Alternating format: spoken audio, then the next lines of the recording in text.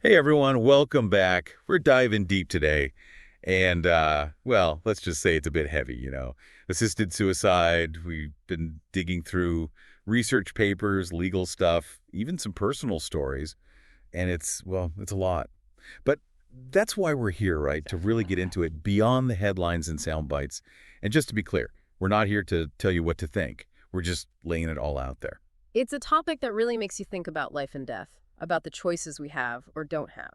Yeah, absolutely. So first things first, I think we got to define what we're actually talking about here. Assisted suicide, right? But then there's also euthanasia. People use these terms sometimes like they're the same thing, but they're not, are they? You're right, they get mixed up a lot. Assisted suicide is when a person makes the choice to end their life but needs help to actually do it. Often a doctor will provide the means for that. But with euthanasia, the doctor actually administers the medication. So it's the doctor performing the action, not the patient. It's a subtle difference, but it's a really important one legally and ethically. Okay, yeah, that makes sense. So why is this even a debate? I mean, what are the big arguments that keep this conversation going? Not just here, but all over the world. Well, on one side, you have the argument for autonomy. It's about a person's right to choose, especially when they're facing incredible suffering. Think about someone with a terminal illness who is in constant pain. People who support assisted suicide say that giving someone control over how and when they die is actually a compassionate thing to do. It allows them to die with dignity on their own terms. And some even argue that it could have benefits for healthcare systems, maybe reducing those really long and expensive treatments that sometimes just prolong suffering, not just for the patient, but for their families too. I can see that, but I'm guessing there's some pretty strong pushback to that idea too, right? Oh, absolutely. Opponents worry about things like abuse.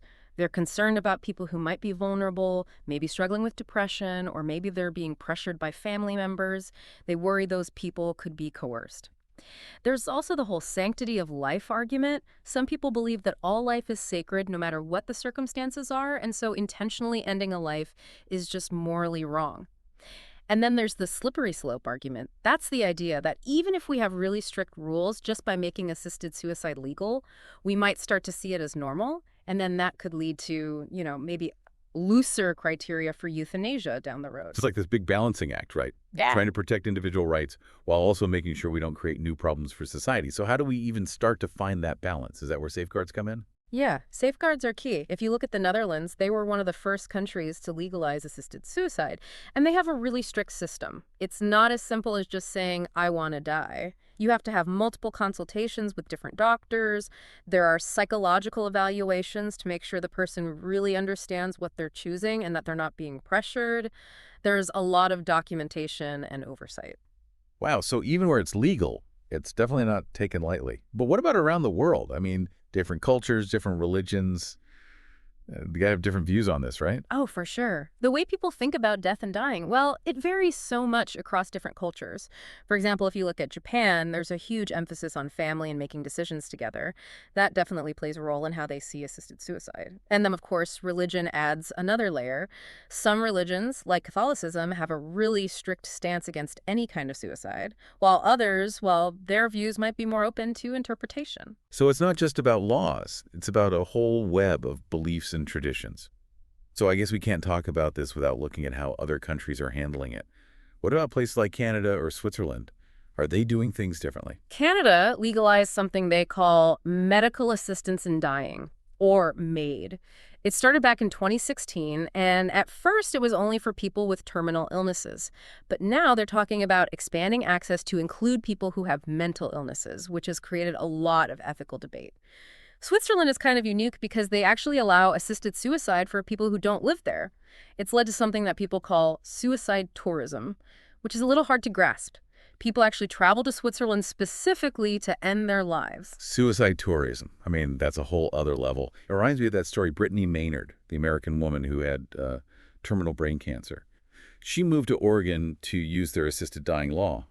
That was a few years ago.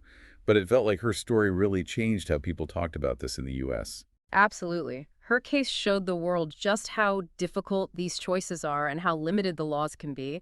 It made people really think about autonomy and compassion, on a really personal level. Yeah, it really did.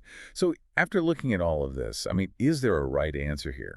With assisted suicide, can we even say what's right and what's wrong? Honestly, I think that's the million-dollar question, isn't it?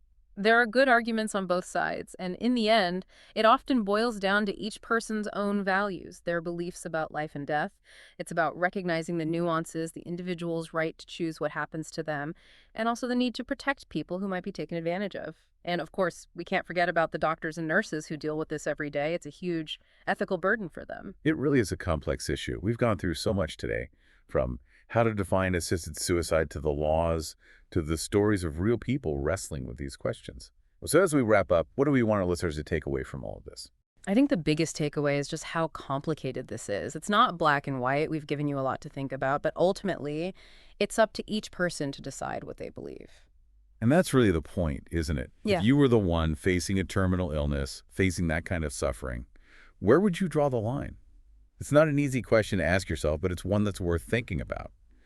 Maybe this deep dive will encourage you to learn more, to look into the laws in your own country, or even just explore the ethics of end-of-life care. It's a conversation that needs our attention, our careful thought, and our compassion.